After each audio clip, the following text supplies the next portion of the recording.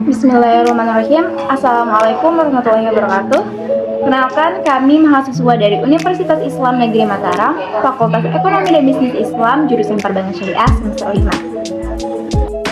Video ini dibuat dengan tujuan untuk menyelesaikan tugas UTS dalam mata kuliah Banking Securities dengan dosen pengampu Bapak Dr. Sanudi MSc.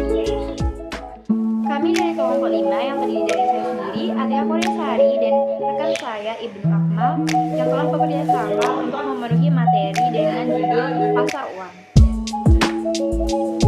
Jadi di dalam materi pasar uang ini kami mengambil 5 subtema utama, yaitu tentang pengertian pasar uang, ciri-ciri pasar uang, prinsip pasar uang, transaksi yang terjadi di dalam pasar uang, dan macam-macam instrumen yang ada di dalam pasar uang. Materi pertama yaitu tentang pengertian pasar uang yang akan disampaikan oleh saya sendiri. Nah, jadi guys, di dunia investasi itu pengertian pasar uang adalah kegiatan perdagangan suatu berharga atau efek untuk memenuhi permintaan dan penawaran dana dalam jangka waktu pendek tanpa batasan tempat. Karena periode tempo pasar uang yang sangat pendek dan tujuan utamanya adalah untuk membantu orang yang memerlukan dana, sehingga nama lain pasar uang adalah pasar kredit jangka pendek. Pengertian lain dari pasar uang atau money market yaitu suatu tempat atau wadah bertemunya pemilik dana atau biasanya disebut dengan standar dengan calon konsumen atau customer, baik bertemu secara langsung ataupun melalui perantara yang biasanya disebut dengan broker. Nah, pada transaksi suatu permintaan atau penawaran yang biasanya disebut dengan demand dan supply kepada sejumlah dana atau surat berharga jangka pendek di bawah 270 hari. Secara singkat, pengertian pasar uang adalah tempat yang menjadi bertemunya antara pihak yang memiliki dana berlebih dengan pihak yang kekurangan dana dalam jangka waktu pendek. Materi selanjutnya yaitu terkait tentang ciri-ciri pasar uang. Jadi di sini ada 10 ciri-ciri pasar uang. Yang pertama yaitu aset jangka pendek, kedua likuiditas tinggi, ketiga risiko rendah, 4 partisipasi lembaga keuangan, 5 suku bunga pendek, 6 tidak ada pembiayaan jangka panjang, 7 tujuan investasi pendek, 8 jenis instrumen, 9 regulasi yang ketat, dan yang terakhir yaitu tidak cocok untuk investasi jangka panjang. Nah, untuk lebih jelasnya terkait 10 ciri-ciri pasar uang tadi, yang pertama kan ada aset jangka pendek. Jadi pasar uang itu adalah tempat untuk bertransaksi aset keuangan jangka pendek seperti surat berharga dengan jumlah tempo kurang dari 1 tahun. Nah, yang kedua tadi ada tentang likuiditas tinggi. Jadi aset-aset di pasar uang biasanya sangat liquid, yang berarti dapat dengan mudah dibeli atau dijual tanpa mengalami perubahan yang signifikan dalam harganya. Yang ketiga tadi tentang adanya risiko rendah. Jadi pasar uang cenderung memiliki tingkat risiko yang lebih rendah daripada pasar keuangan jangka panjang. Ini karena aset-aset jangka pendek memiliki jatuh tempo yang lebih singkat. Selanjutnya ada partisipasi lembaga keuangan. Di pasar uang, lembaga keuangan seperti bank, perusahaan asuransi, dan pasar uang bersifat dominan dalam bertransaksi. Kelima, ada suku bunga pendek. Suku bunga yang digunakan dalam pasar uang adalah suku bunga jangka pendek yang dapat berubah lebih cepat daripada suku bunga jangka panjang. 6. Tidak ada pembiayaan jangka panjang. Nah, jadi pasar uang itu tidak digunakan untuk pembiayaan jangka panjang seperti hipotek atau pinjaman jangka panjang lainnya. 7. Tujuan investasi pendek.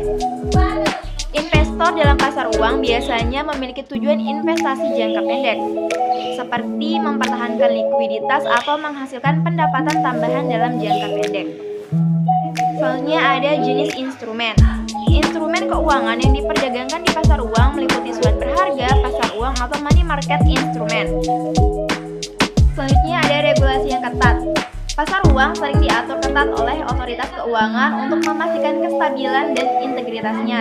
Dan yang terakhir yaitu tidak cocok untuk investasi jangka panjang. Jadi maksudnya di sini karena sifatnya yang jangka pendek, pasar uang itu kurang cocok untuk investasi jangka panjang atau pertumbuhan modal jangka panjang. Materi selanjutnya yaitu terkait tentang fungsi pasar uang. Jadi, fungsi pasar uang yang pertama adalah mempermudah emiten memperoleh bantuan dana jangka pendek. Pertama, bagi pihak emiten, fungsi pasar uang adalah membantu perusahaan dalam mendapatkan suntikan modal dalam jangka waktu pendek.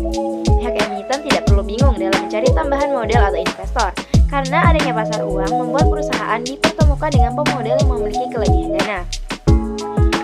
Kedua, meningkatkan laju pembangunan negara.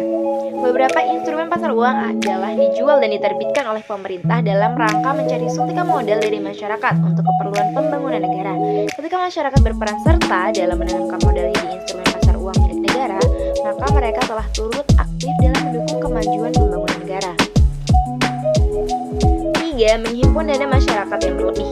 Pasar uang adalah sarana tepat dalam mempertemukan pengusaha sebagai pihak yang memerlukan modal dan masyarakat sebagai pihak yang kelebihan dana, sehingga kebutuhan antara investor dan perusahaan emiten dapat terpenuhi dengan adanya pasar uang. Tidak heran jika salah satu fungsi pasar uang adalah menghimpun dana masyarakat yang berlebih. 4. Mencegahnya terjadinya krisis keberhasilan pasar uang, mampu mempengaruhi mobilitas.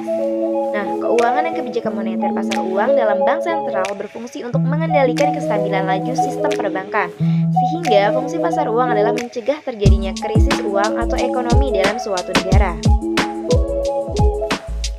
5. Menyediakan opsi investasi low risk bagi investor. Fungsi pasar uang ini adalah menyediakan opsi investasi minim risiko, utamanya bagi investor risk averse. Tidak seperti pasar modal, transaksi di pasar uang jauh lebih stabil dengan laba pasti. Hal tersebut dikarenakan sistem investasinya mirip dengan hutang-hutang, tapi dengan janji pertambahan bunga hingga masa redemption-nya tiba.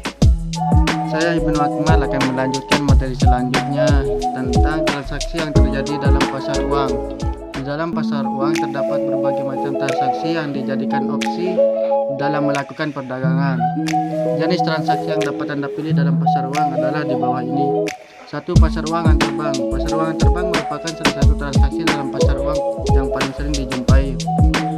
Perdagangan pasar uang sebagian besar melibatkan lembaga-lembaga perbankan yang saling meminjam dana satu sama lain demi memenuhi kebutuhan nasabahnya.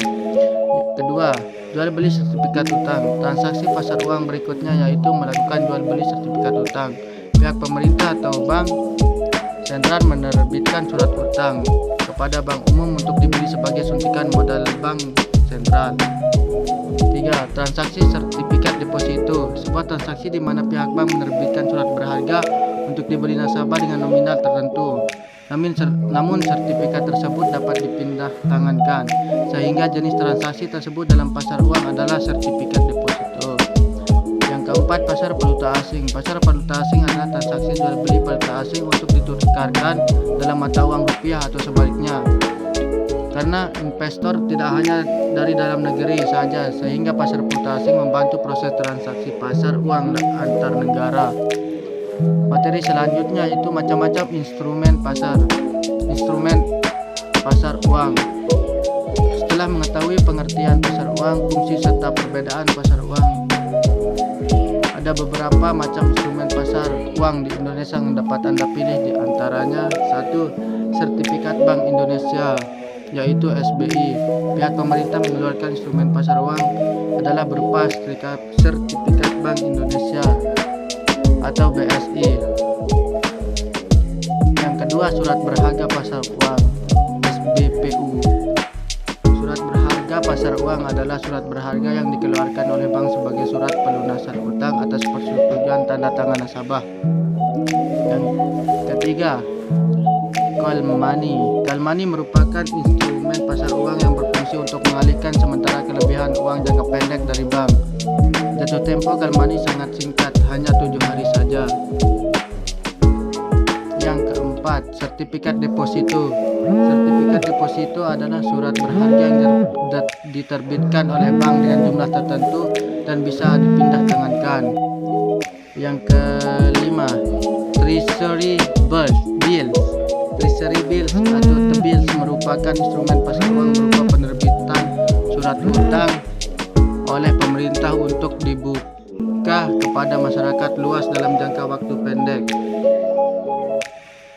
Yang keenam, commercial paper. Commercial paper merupakan perdagangan inventaris atau biaya pengelolaan modal kerja dalam waktu pendek. Yang ketujuh, bankers acceptance. Banker acceptance merupakan instrumen pasar uang sebagai solusi atas permasalahan gagal bayar dari perdagangan luar negeri seperti ekspor atau impor. Yang kedelapan, instrumen pasar uang syariah. Terakhir, instrumen pasar uang syariah adalah surat berharga bersifat syariah. Ada beragam pilihan pasar uang syariah, antara lain sertifikat Bank Indonesia Syariah, repo, dan lain-lain. Sekian dari saya. Wassalamualaikum warahmatullahi wabarakatuh.